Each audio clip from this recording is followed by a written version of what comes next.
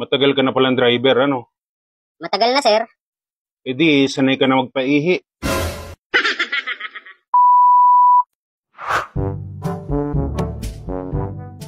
Mag-a-apply ka? Sana. Resume mo. Nasend ko na sa inyo kahapon, sir. Hulaan ko, sir. Yang tinitingnan mo ngayon dyan sa laptop mo, resume ko. Ang galing ah. Paano mo nahulaan? Secret. Ano, applyan mo? May bakante ba sa truck driver, sir? Meron? Anong gusto mo? 4 wheels? 6 wheels? 10 wheels? Yun bang 10 wheel, sir? May body ba yun? Meron? Alangan naman puro gulong. Kaya mo bang patakbuhin yung 10 gulong ng walang body? Hindi, sir. O di palagyan natin ng body. Matagal ka na bang driver? Matagal na, sir. Ilan taon ka na nagmamaneho? 1 linggo. 1 linggo? 1 linggo't 15 taon, sir. Ah, ayos ah. Matagal ka na palang driver, ano? Matagal na, sir. E di, sanay ka na magpaihi. Anong paihi, sir? Kunwari ka pa ha. Hindi ka truck driver pag hindi mo alam yan. Alam ko yun, sir. Pero hindi ko naman gawain yun. Eh, yung nanonood sa atin, sir. Baka truck driver din yan eh. Tanungin kaya natin. Boss, truck driver ka ba?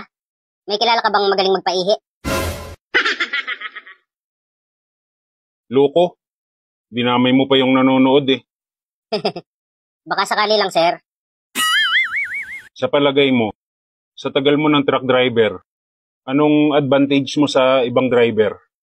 Anong ibig mo sabihin, sir? Halimbawa, nasiraan ka. Kaya mo ba mag-troubleshoot? Kaya ko yun, sir. Ang totoo nga niyan, sir eh. Yung dating minamaneho ko, kumatok yun sa gitna ng kalsada. Yung ginawa ko, doon ko na rin ibinaba yung makina. What? Tapos in-overhaul ko. Eh bago humaba yung traffic eh, naisampa ko rin agad yung makina eh. Oo. Mukhang malaki talaga, ano? Oo, sir, malaki talaga makina nun. Hindi yung makina ang sinasabi ko. Ang sinasabi kong malaki, yung kayabangan mo. Ibig sabihin pala eh, marunong ka magkumpuni ng makina. Marunong din, sir. Isang beses nga, sir, nag-assemble ako ng makina. Nung matapos ko nang i-assemble, sir eh, marami pa ako na ipakilong tornilyo eh. Madaming sobra. Bagyo-bagyo ang dating nito ah. Ano yun, sir? Wala, sabi ko, may parating yata na bagyo. Ah, Tatanungin kita, kung halimbawa emergency, maaasahan ka rin ba? ay sir, hindi pa ako nakaranas mag-drive ng ambulansya. Hindi yon. Halimbawa, kailangan mong bumiyahe, pero wala kang reserbang gulong. Kaya mo bang bumiyahe? Kaya, sir. Good. Yan ang gusto ko. Wow naman! Eh paano kung halimbawa walang jack? Kaya mo rin bumiyahe? Kaya, sir. Pareho lang yun ng walang reserba eh. Kung sa bagay, oo nga no.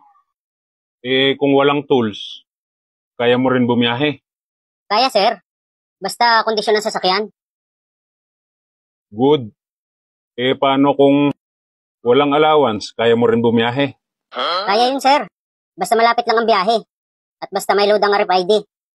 Good. Eh kung halimbawa naman walang preno ang truck, kaya mo rin ibiyahe?